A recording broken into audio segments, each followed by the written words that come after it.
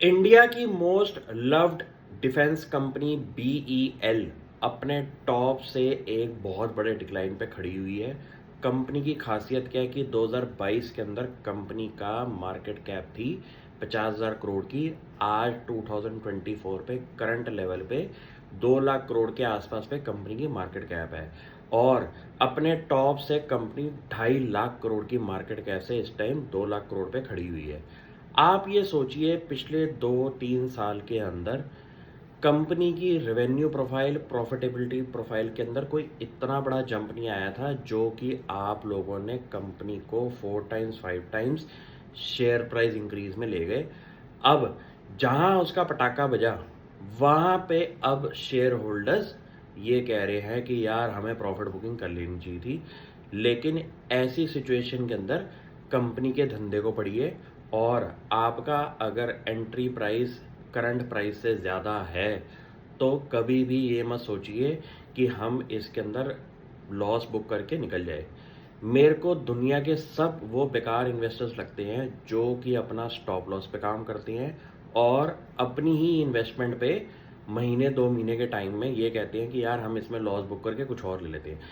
ऐसे लोग हमेशा कंफ्यूज्ड माइंडसेट से मार्केट में रहेंगे और गारंटीड से कह सकता हूँ कि जब एंट्री लो ना तब सारी किताबें पढ़ लो, उसके बाद तो ये आपके घर की चीज़ है और घर की चीज़ को ऐसे इतनी जल्दी निकालना नहीं चाहिए।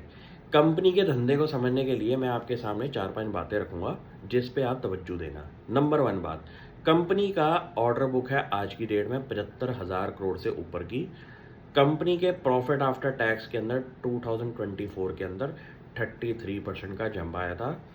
कंपनी कहती है कि हमारा 80% से ऊपर का रेवेन्यू सिर्फ डिफेंस सेक्टर से आता है और इस पूरी की पूरी स्कीम ऑफ थिंग्स के अंदर क्या है कि एक तो इंडिया का बजट है डिफेंस के अंदर जो कि हर साल बढ़ रहा है। दूसरी चीज, अगर ये एक्सपोर्ट मार्केट के अंदर एक्सप्लोर कर रही हैं कंपनियां डिफेंस की, तो आप इस पे एक नंबर नहीं लगा सकते क्योंकि इंडिया के बाहर डिफेंस की मार्केट तो बहुत बड़ी मार्केट है जिसका हिसाब किताब लगाना बड़ा मुश्किल है।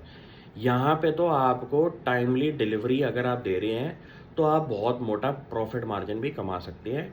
डिफेंस ऐसी चीज़ है।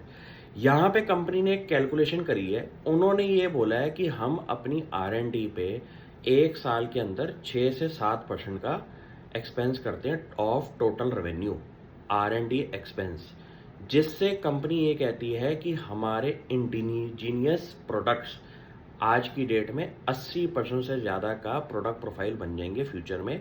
क्योंकि अगर हम न्यू R&D करके एक नया प्रोडक्ट एंड डिवीजन बनाते हैं तो उसकी प्रोडक्ट टेस्टिंग के बाद कंपनी के रेवेन्यू प्रोफाइल के अंदर भी फ़र्क आता है। ये एक ऐसे स्टेज पे कंपनियां खड़ी हुई हैं जहां पे मैसिव शेयर होल्डर रिटर्न के बाद स्टॉक्स आज की डेट में डाउन ट्रेंड पे हैं और जो छोटे लेवल पे कंपनियों पे बैठे हुए हैं प्रॉफिट के ऊपर, उन्होंने बुक करना शुरू कर दिया है।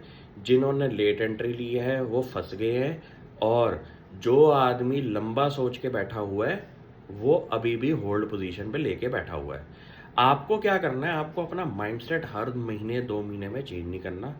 अगर आपने ये बोला है कि मैं 5 साल नहीं देखूंगा तो भाई मत देखो ना। क्यों देखना है 2 महीने के बाद उस स्टॉक को?